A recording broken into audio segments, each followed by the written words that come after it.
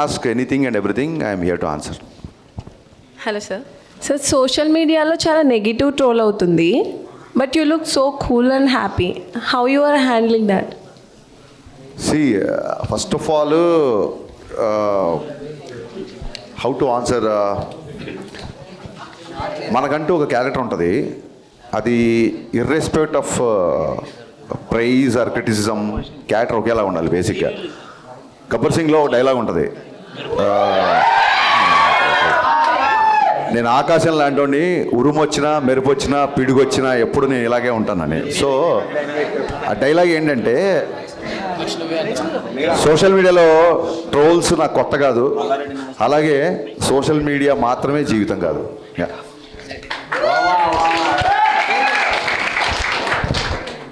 మిరపకాయ రిలీజ్ ఎప్పుడు? మిరపకాయ రిలీజా? ప్రొడ్యూసర్తో మాట్లాడి ఇమీడియట్గా చేపిద్దాం. త్వరగా అయ్యేలా చూడండి. ష్యూర్.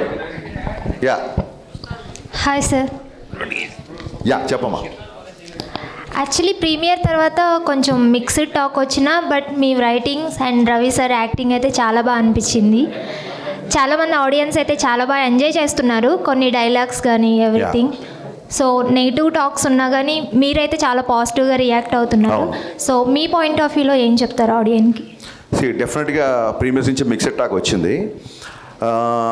అదేంటంటే, with all the due respect, ఇప్పుడు అమ్మాయి అడిగిన క్వశ్చన్కి కానీ సుధీర్ వర్మ కానీ లేకపోతే రమేష్ వర్మ అలాగే కార్తీక్ ఘట్టంనేని వీళ్ళందరూ నాకు friends. But let me be practical. గతంలో రామారావు అండ్ డ్యూటీ కానీ, రావణాసుర కానీ, కిలాడి కానీ, ఈగిల్ కానీ, ఇవి కూడా కొంచెం డిసప్పాయింట్ చేసాయి. బట్ ఆ డైరెక్టర్ల మీద లేని అటాక్ నా మీద ఉంది. ఎందుకంటే I can easily sense there are some personal agendas. కొంతమంది, అంతమంది అని చెప్పను, కొంతమంది. అట్ ది సేమ్ టైమ్ ఎందుకు డైలాగులు మీకు గుర్తున్నాయంటే, ఈ ఎవరైతే అటాక్ చేసి ఎవరైతే నెగిటివ్ స్ప్రెడ్ చేస్తున్నారో they are conveniently criticising. There is a difference between constructive criticism and convenient criticism. So ఏదో డ్యాన్స్ మూమెంట్లో ఒక జేబులో పాకెట్ల గురించి మాట్లాడుతున్నారు, బట్ కట్నం తీసుకొని కాపురం చేసే మగవాడు చేస్తే మగవాడు వ్యభిచారం చేసినట్టు డైలాగ్ రాశాను. దాన్ని కన్వీనియంట్గా పక్కన పెట్టేశారు, ఎందుకంటే మంచి డైలాగ్ కదా. అమ్మాయిలందరికీ విపరీతంగా నచ్చిన, చాలామంది కాల్ చేశారు. ఆ డైలాగ్ చాలా మంచి డైలాగ్. అలాగే హీరోయిన్ ఎప్పుడైతే నువ్వు నా వెనకాల పడ్డా నాకు ఇబ్బందిగా ఉంది అంటుందో, అప్పుడు హీరో 2 చేతులు పెట్టి దండం పెట్టి, మీకు నా ప్రేమ అర్థమయ్యేంత వరకు ఇంకా నేను మీ జోలికి రాను అంటాడు. అబ్బాయిలందరికీ కూడా ఒక అమ్మాయి ఎప్పుడైతే పింక్ సినిమాలు చెప్పినట్టు ఒక అమ్మాయి ఎప్పుడైతే నో అని చెప్పిందో ఆ నోని రెస్పెక్ట్ చేయాలి మనం. సో ఆ థాట్ నుంచి వచ్చిన డైలాగ్ అది.